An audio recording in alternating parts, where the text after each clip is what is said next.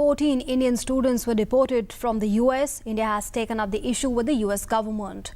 The External Affairs Ministry has also issued an advisory to Indian students wishing to pursue studies in the Silicon Valley University at San Jose and Northwestern Polytechnic University at Fremont to defer their travel.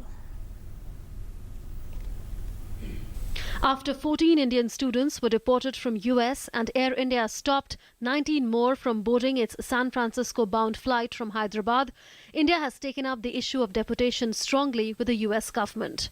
The MEA has also issued an advisory to Indian students wishing to pursue studies in Silicon Valley University at San Jose and Northwestern Polytechnic University at Fremont, the two educational institutions which are under scrutiny of US authorities, to defer their travel.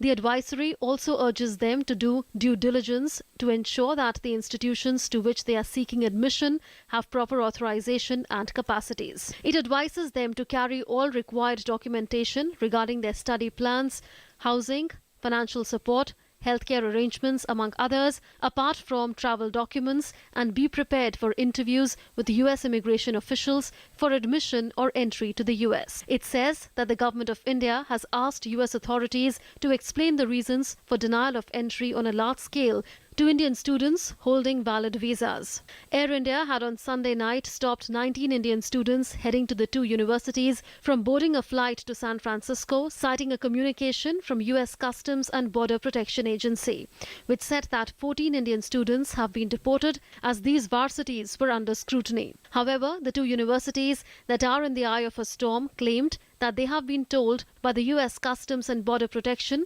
that they have not been blacklisted by the US government or any of its agencies. The two universities said that there has been increased security and questioning at the port of entry in view of the recent terrorist attacks in the country.